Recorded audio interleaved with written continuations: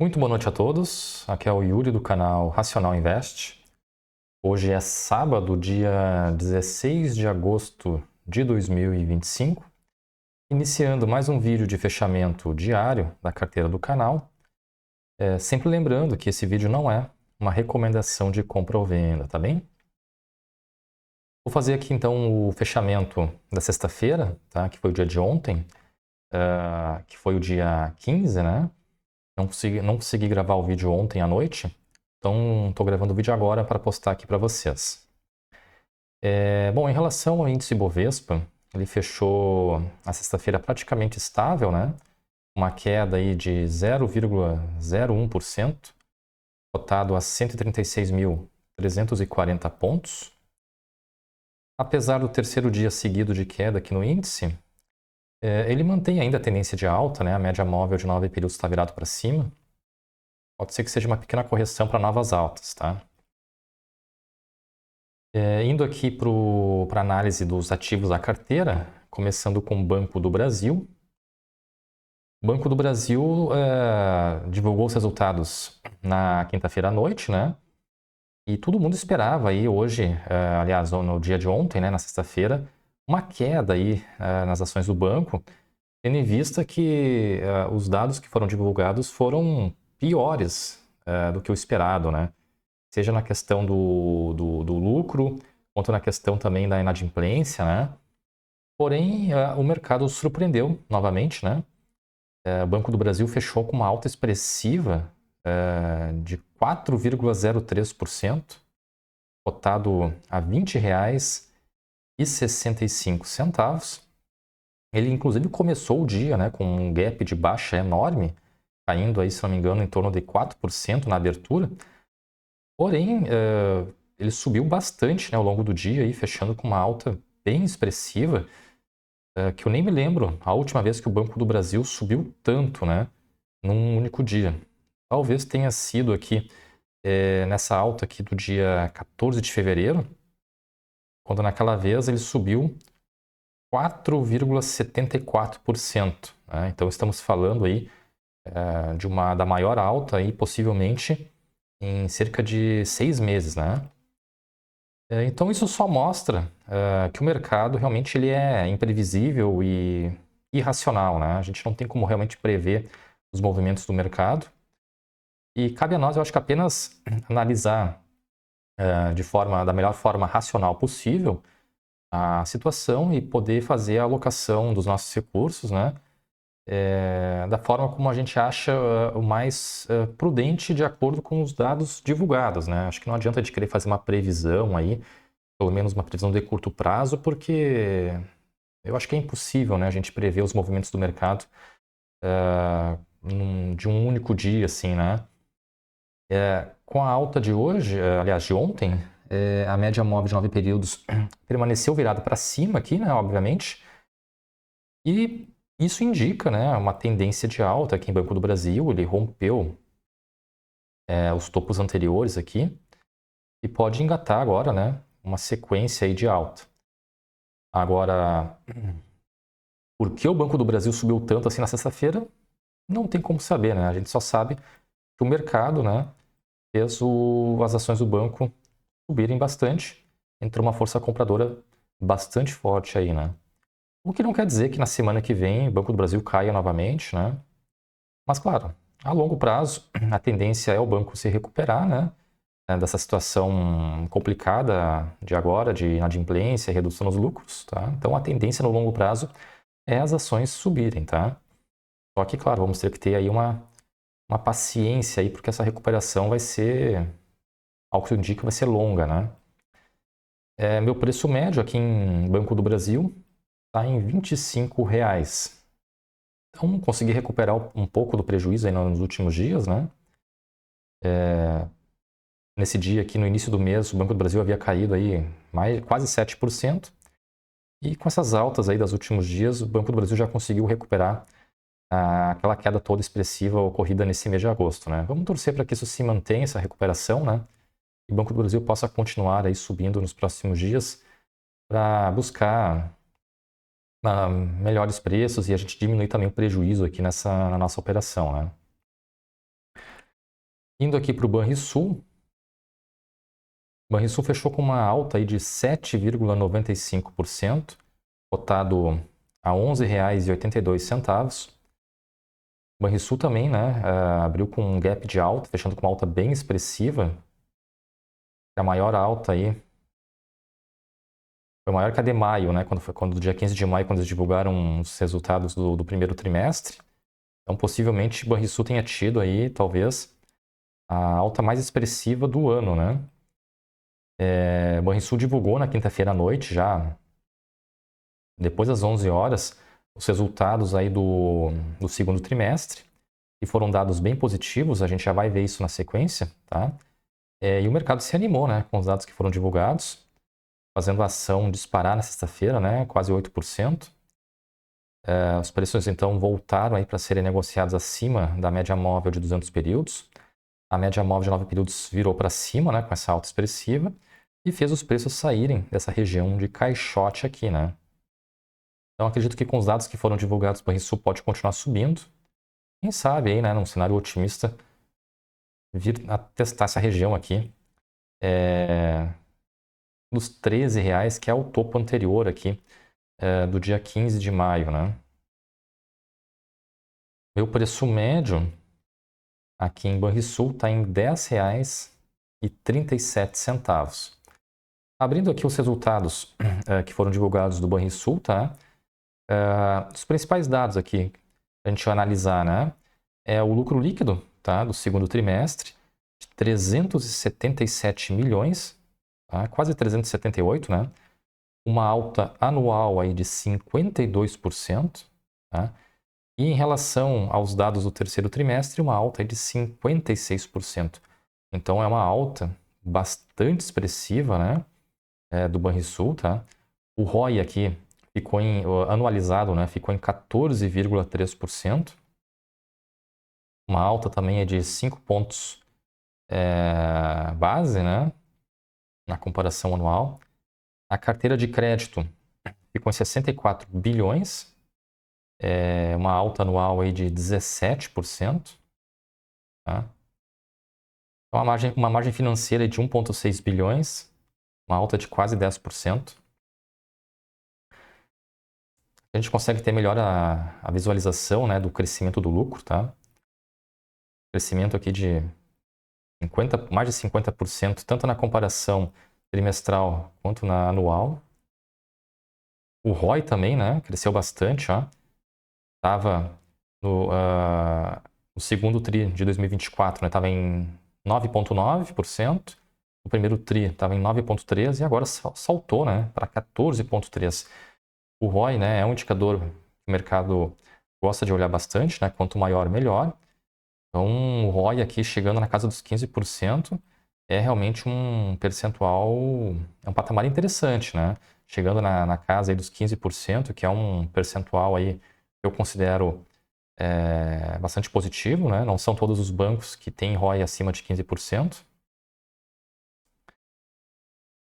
Aqui o lucro semestral também é interessante a gente observar, né?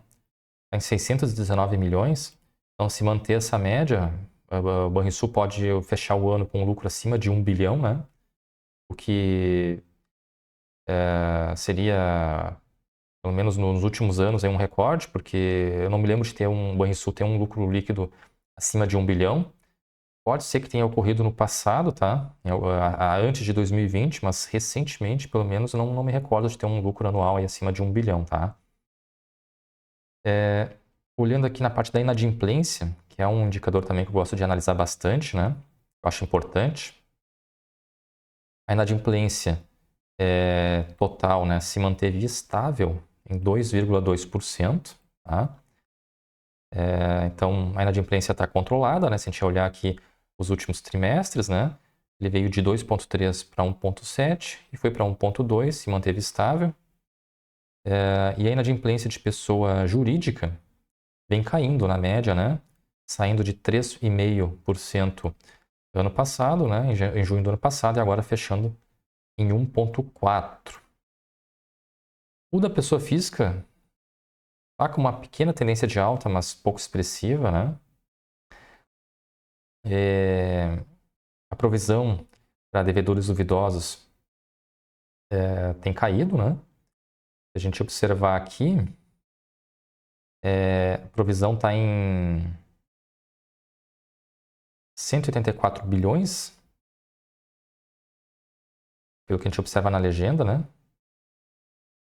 Então, a provisão, a despesa para devedores duvidosos está diminuindo. E é importante também, né, para a gente observar aqui em banco. Então, eu acho que em relação aos dados que foram divulgados, realmente foram dados muito positivos aqui em Banrisul, tá? Tudo indica, né? Os papéis do banco tendem a continuar subindo aí nos próximos dias, nas próximas semanas, né? Tendo em vista que são dados realmente bastante positivos, né? Seguindo aqui para o Bradesco, fechou a sexta-feira com uma alta de 0,12%, cotado a R$ 16,03. A média móvel de 9 períodos está virado para cima, então está com tendência de alta aqui, né, Bradesco. Pode ter corrigido aqui para voltar a subir. Meu preço médio está em R$ 11,37. Indo aqui para o banco BMG, fechou estável, cotado a R$ 3,59. Média móvel de 9 períodos virado para cima, então o papel está em tendência de alta. E o preço médio está em R$ 3,85.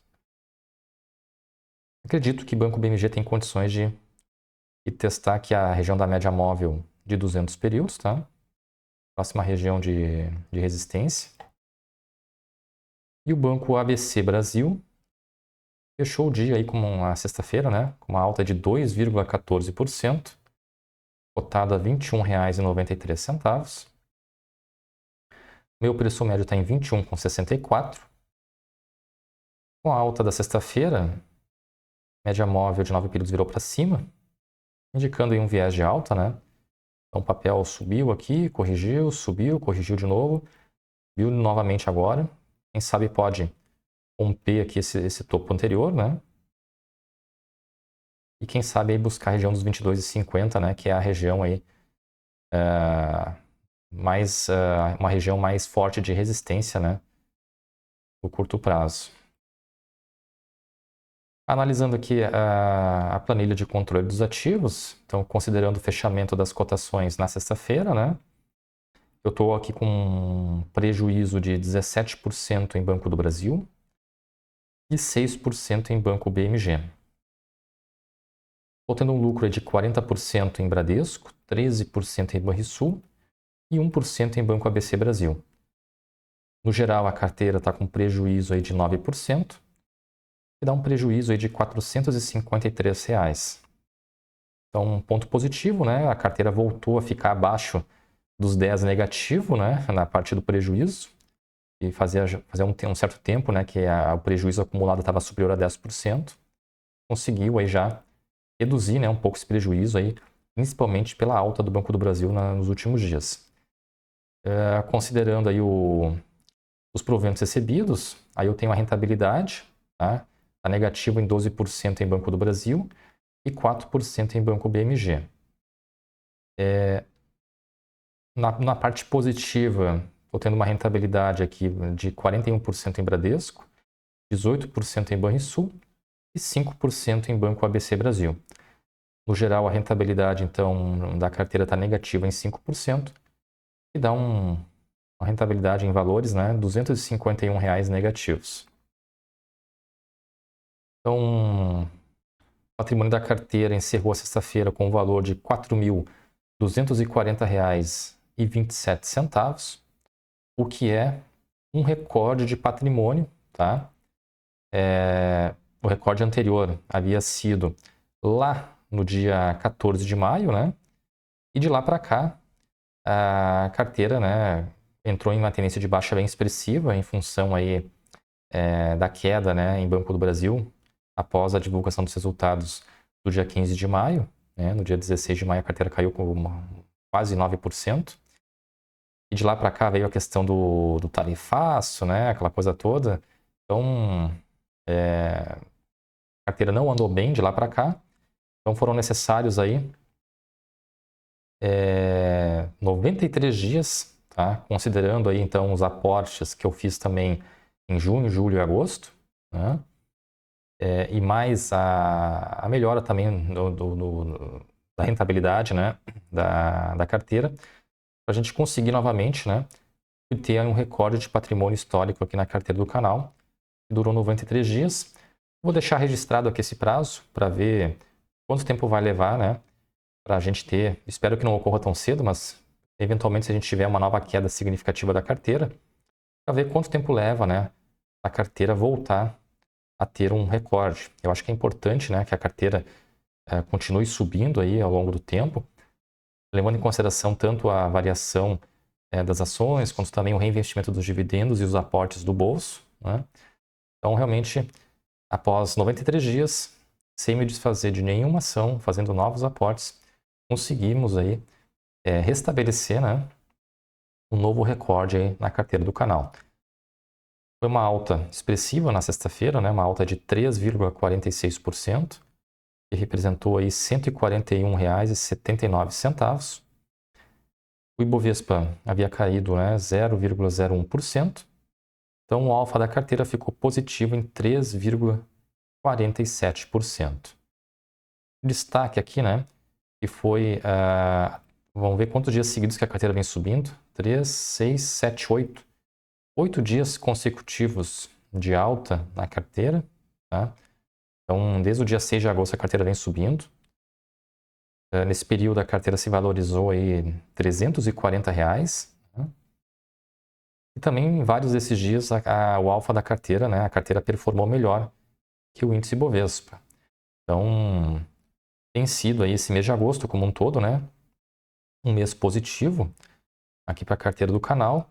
A carteira caiu apenas um dia até agora, e foi o dia 5 de agosto, né, quando a carteira caiu 0,22%.